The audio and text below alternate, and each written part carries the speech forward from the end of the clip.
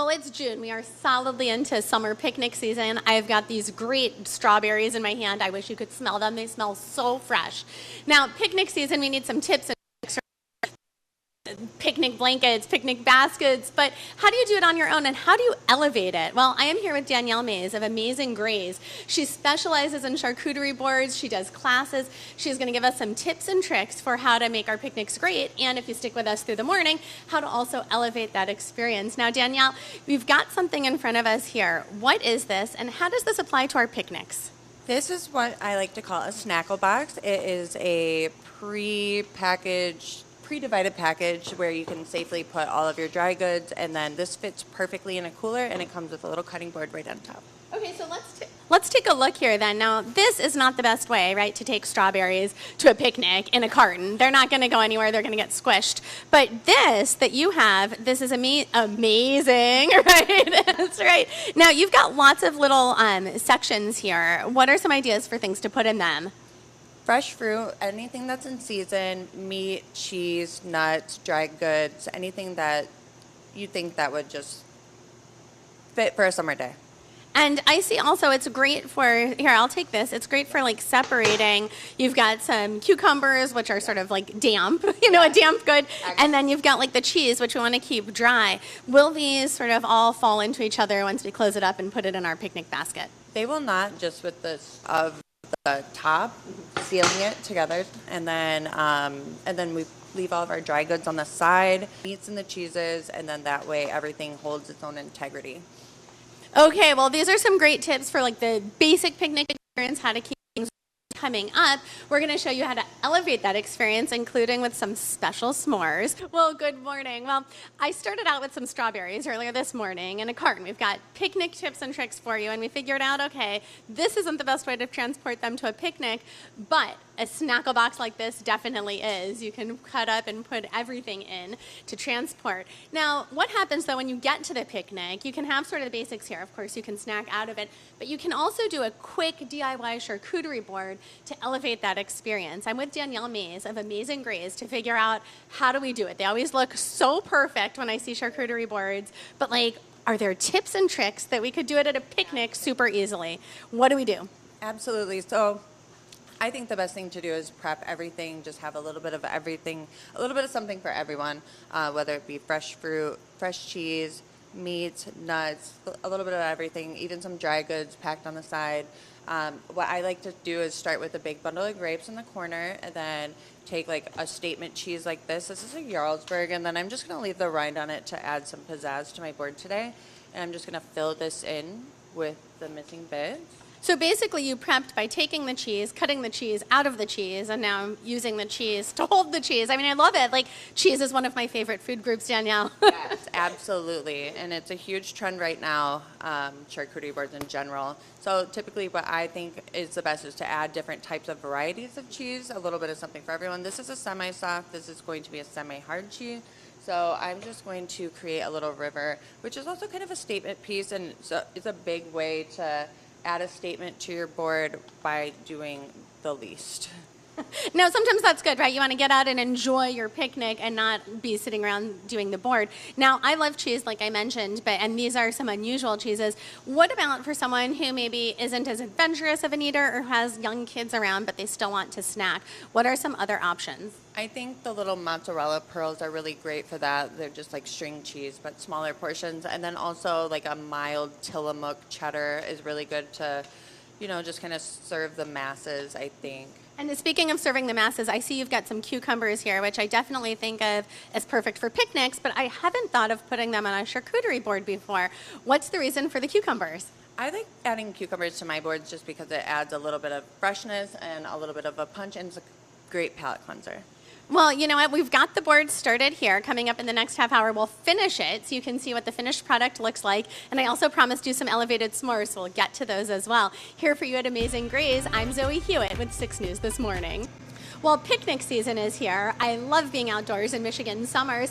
And right before the break, in the last half hour, we were talking about how to take picnic supplies, picnic elements, and turning them into something a little more elevated. So I promised you a look at the finished charcuterie board. This is a nice DIY, quick, easy option that Danielle of Amayesing Graze was showing us using making a river of meat, a river of cheese, and filling in with all of the fruits, the veggies, the crackers to make a very quick, elevated picnic experience. Now, I also have what looks like in my hand a mini charcuterie board in a carton, but it's not quite. I'm going to step right over here to Danielle behind the flowers and show you what is this. It's actually an elevated s'mores kit. Now, Danielle, elevated s'mores are kind of on trend right now, this savory experience. What is in this carton? So today you're going to have your crackers, a little bit of protein, 2 different types of cheese, fruit, and some jam to offset the saltiness and add to the sweetness and sweet and savory. But at a picnic, of course, ideally you've got a great fire pit going. So Danielle, how do we make the savory s'mores? Now I love chocolate and I like I like lighting my marshmallow on fire. Can we light the cheese on fire? What's going to happen? Absolutely. So this is actually, the brie is in its own rind. It kind of self-contains, and if it does get too hot, it will come out. But it's kind of like the best part of the marshmallow, like when it's super gooey. So you just want to toast it, probably on a longer skewer, but just toast it to your preferred doneness, and then you're gonna just... And I'll take this. I'm gonna start toasting while you show us what else we'll be doing. So what do you do once you've got your melty brie? So then you're gonna take your cracker, you're gonna smear your cheese on top, and then you might wanna take a little knife for some sweetness to add in there, and then I would top it then with my salami at the end, and then create my perfect bite based on my own preferences. You can also use a savory mustard as well. There's all sorts of different options for that. And what's kind of neat about this is, although I was joking about sort of a charcuterie board in a carton, it really kind of is. So these are elements that you can take off of your charcuterie board that you've brought with your picnic and turn it into this s'mores experience.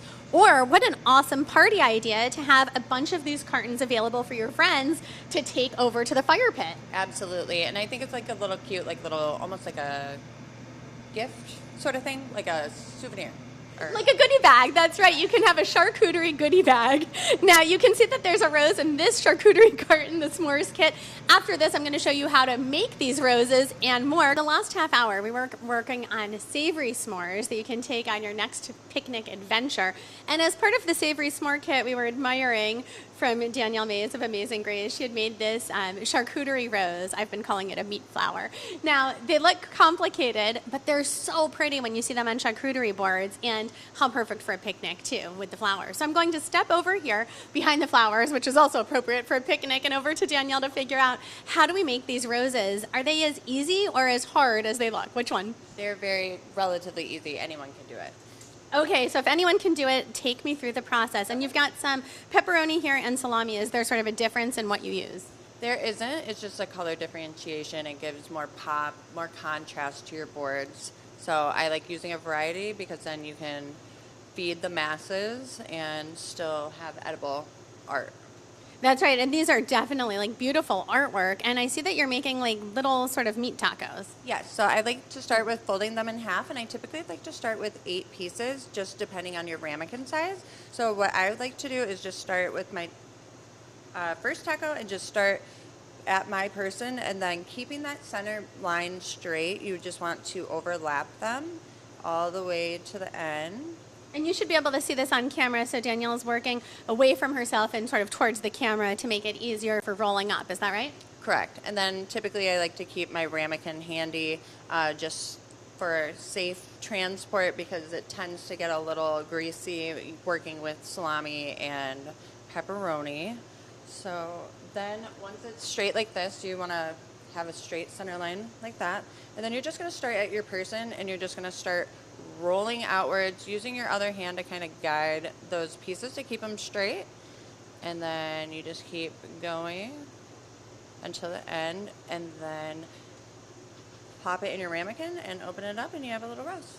And this is what it looks like at the end, of course. Now, during the next break, I'm going to work on it. I'll show you mine in the next half hour. We've been talking picnic tips and tricks all morning. I'm with Danielle Mays of Amayesing Graze. If you haven't called all of these, we've talked about things to put in your picnic basket, making a DIY charcuterie, elevated s'mores that are savory, and charcuterie roses. I promised you before the break I'd show you mine. Now, it turned out really well. So Danielle obviously gave great instruction. I could see putting this on a charcuterie board. If you've missed anything, you can check us out on the website, WLNS.com.